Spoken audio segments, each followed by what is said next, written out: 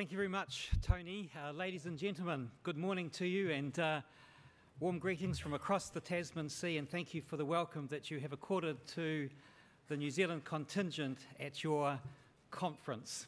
And perhaps you would allow me to greet you in the language of the people, the first people of New Zealand. Rauranga te rama, tēnā koutou, tēnā koutou. Nā mihi mai aha ki e koutou, kua tai mai I tēnei rā. Nō reira, tēnā koutou, tēnā koutou, tēnā tātou katoa.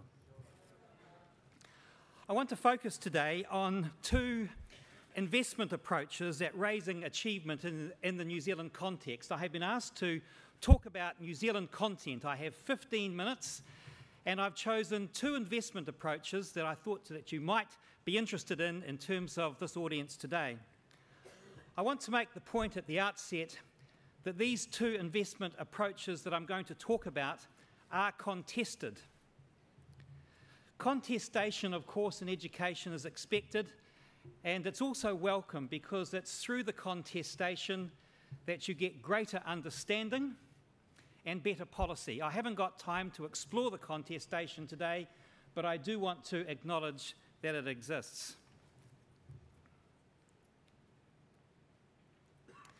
To remind you, first of all, that New Zealand has a highly devolved education system. In 1990, New Zealand schools became completely self-governing. The change also created a situation where schools tended to focus on themselves. And over time, there has been less focus on collaboration and sharing ideas. In fact, in many New Zealand cities, there has been unhelpful competition, particularly between secondary schools. Now, of course, over the past 25 years, there have been wonderful examples of schools collaborating with each other on government initiatives, on local initiatives, but the system settings don't easily lead to ongoing collaboration between schools. So last year, the government announced an investment of $360 million over 3 years with out-year costs of $155 million, an investment called Investing in Educational Success. And the focus of the investment is effective practice, seeking and contributing to evidence of what works to bring learning outcomes, to improve learning outcomes and how they can apply that evidence in day-to-day practice. Teachers actively seeking external observation and critique, and continually reviewing the impact of teaching practice. 3 highly regarded sentences from the Cabinet paper which launched Investing in Educational Success. Central to the initiative is communities of learning. Groups of schools, 6, 8, 10, 12 at a time, coming together to raise achievement for children and young people by sharing expertise in teaching and learning, supporting each other, helping students successfully move from primary school to secondary school, and increasingly as we build out the policy, transitions between early childhood contexts in primary schools and transitions between secondary schools and tertiary environments. And each community of 6, 8 or 10 schools sets shared achievement goals based on evidence, based on data, and works together to achieve those goals. And then funding is made available to each school so teachers have time to work with each other and share knowledge and experience. New roles have been established within schools and across communities of schools to support this process. It's entirely voluntary, and we have now more than 1/3 of New Zealand schools who have expressed an interest to become part of a community of schools so that they can work collaboratively on achievement issues. And now that we have agreement with the Secondary Teachers Union last year and the Primary Teachers Union last week, I am sure that the 30% of schools that we currently have will increase considerably over the next few months. Central to the communities of learning is the notion of achievement challenges. And as we worked on the policy, and indeed with several eminent researchers present here at your conference this week, it became clear to us that addressing these challenges collaboratively will affect the chances for students to be successful. And although these new communities of learning are not standalone solutions to the underachievement of so many of our students in the New Zealand context, it is part of a systematic approach to addressing achievement issues.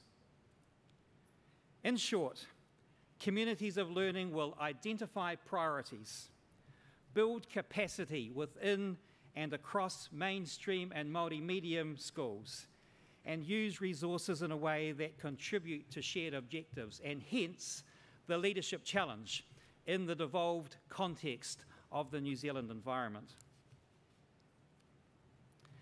As part of this $360 million investment, there is also a new fund that has established, a Teacher-Led Innovation Fund, a $10 million fund currently over 3 years that offers teachers the time and resource to develop innovative ways of helping children and young people succeed at school.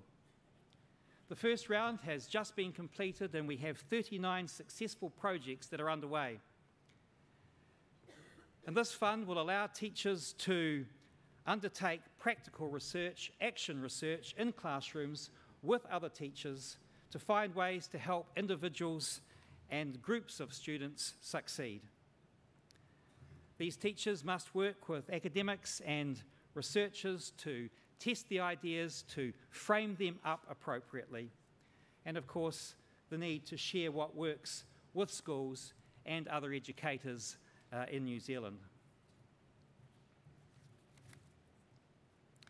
My second example of a New Zealand response to the Achievement Challenge takes into account that education is the strongest protective factor against risk. And so my second example isn't just about education.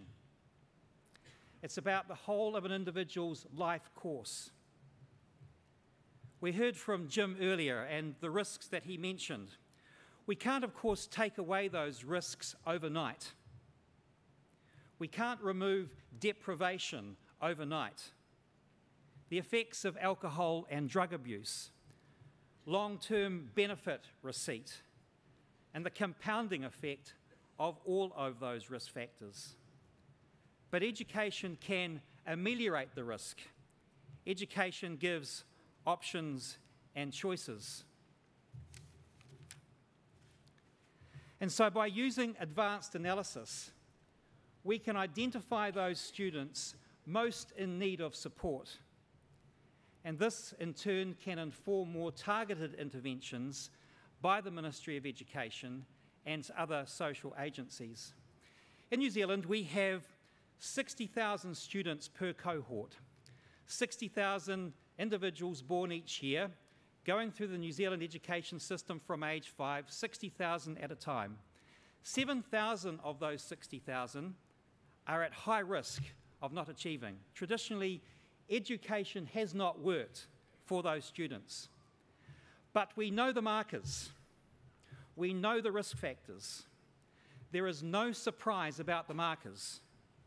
Social welfare benefits, child, youth and family notifications, and where the primary caregiver, most often the mother, who does not have NCA Level 1. NCA Level 1 is the New Zealand qualification. It operates at 3 levels: the National Certificate of Educational Achievement, Level 1, the foundation level, Level 2, the entry point in effect into work and further education, Level 3, which in effect gives access to university and polytechnics. So of those 7,000 students at highest risk of not achieving, 84% of them are children of caregivers who received a benefit. 64% have a child, youth and family notification. 87% have a primary caregiver with no qualification. So let's put this all together. I want you to think of the 1990 cohort, 60,000 students, 60,000 individuals born in 1990. Clearly they are now in their mid-20s. Of that cohort of 60,000 students born in 1990, 18,000 walked out of the New Zealand education system without any qualifications. How much money do you think the New Zealand government has spent in welfare payments, benefit costs, and corrections costs for that group of 18,000 students? With a smaller audience, I would do this interactively. But here's the answer.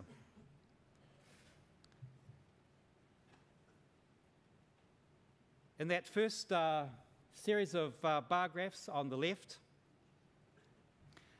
when that group of 18,000 students reached the age of 20, the New Zealand government was spending $80 million on social welfare costs, benefit costs, and corrections costs. And that $80 million continues throughout the lifetime of those 18,000 individuals. $80 million a year for the next 20 or 30 or 40 years. But if you have NCEA level 2, the entry point into the workforce, look what happens. Those benefit costs go right down. And if you have university entrance from where you are sitting, you probably won't be able to see on that graph any corrections costs. And if you have level 4 on the New Zealand 10-step qualification framework, that is to say, a post-school certificate or diploma, there are in effect no corrections costs and very little in the way of welfare costs. And so now we are linking up across agencies. We are investing early.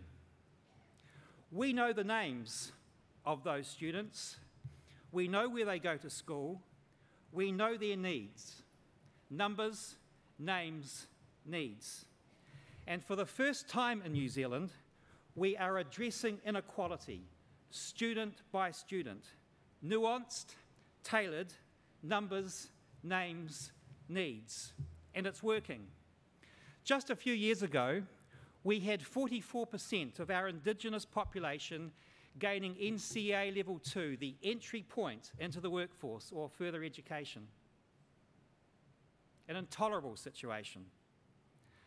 A focus on numbers, names and needs has seen that grow to 67%, and we're aiming for 85% by the end of 2017. The difference between 67% and 85% this morning is 2,286 students. Our analysis tells us that 1,200 of those students will receive NCEA level 2 through our normal business as usual investment activity. That leaves 949 students for us to focus on over these next couple of years so that that entire population group can get NCEA level 2. Numbers, names and needs. The importance here, of course, ladies and gentlemen, is not the 85%. The importance here is understanding the options and choices that education gives to all our students. Ladies and gentlemen, two very different responses to the achievement challenge in New Zealand: collaboration across communities of schools, numbers, names and needs. Thank you very much.